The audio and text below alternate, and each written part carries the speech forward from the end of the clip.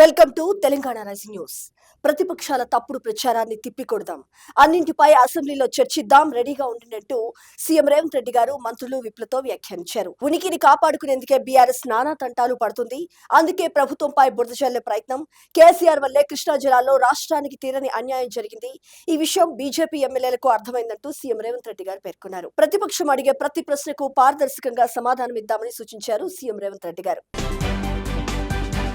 బాగున్నారా, ఆరోగ్యం ఎలా ఉంది అంటూ కేసీఆర్ ను సీఎం రేవంత్ రెడ్డి గారు ఆత్మీయంగా పలకరించారు. కేసీఆర్ వద్దకెళ్లి నమస్కరించి యోగక్షేమాలు అడిగారు సీఎం రేవంత్ రెడ్డి గారు. సరికొత్త సాంప్రదాయానికి తెరతీశారు సీఎం రేవంత్ రెడ్డి గారు. శాసనసభ మండలి శీతాకాల సమావేశాలు వచ్చే నెల 5 వరకు జరిగే అవకాశాలున్నాయి.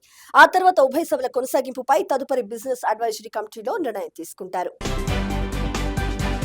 ఇక్కడ మరొక ముఖ్యమైన అంశం చూసినాం. చట్టసభలు ప్రజాస్వామ్యానికి ప్రతీకలని డిప్యూటీ సీఎం మల్లు భట్టి విక్రమార్క గారు వ్యాఖ్యానించారు. శాసనసభ శాసన మండలిలో సభ్యుల ప్రశ్నలకు సంతృప్తికరంగా సమాధానాలు చెప్పాల్సిన బాధ్యత ముఖ్యమంత్రి గారు మంత్రులపై ఉంటుందంటూ పేర్కొన్నారు. ఈ సందర్భంగా అసెంబ్లీ సమావేశాలు జరుగుతున్న నేపథ్యంలో సీనియర్ అధికారులంతా పూర్తి అప్రమత్తంగా ఉండాలంటూ సూచించారు డిప్యూటీ సీఎం మల్లు భట్టి విక్రమార్క గారు. ఇక్కడ మరొక ముఖ్యమైన అంశం చూసినాం.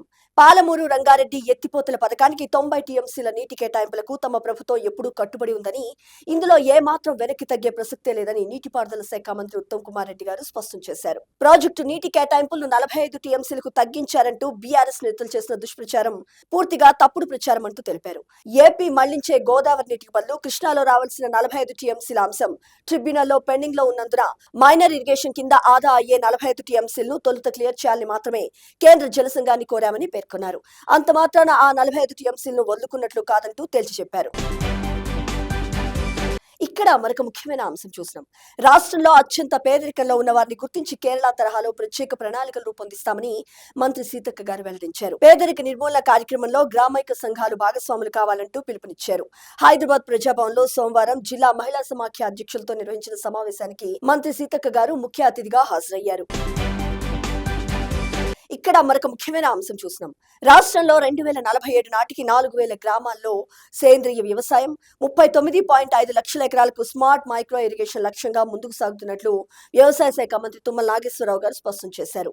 అంతర్జాతీయ సహకార వారోత్సవాల్లో భాగంగా ఆయన సోమవారం సహకార సంఘ సదస్సులో ముఖ్య అతిథిగా పాల్గొన్నారు. ఈ సందర్భంగా మాట్లాడుతూ సహకార సంఘాలతోనే వ్యవసాయ రంగంలో విప్లవాత్మక మార్పులు వచ్చాయని, దేశ సహకార రంగానికి తెలంగాణ మార్గదర్శిగా నిలిచిందని పేర్కొన్నారు.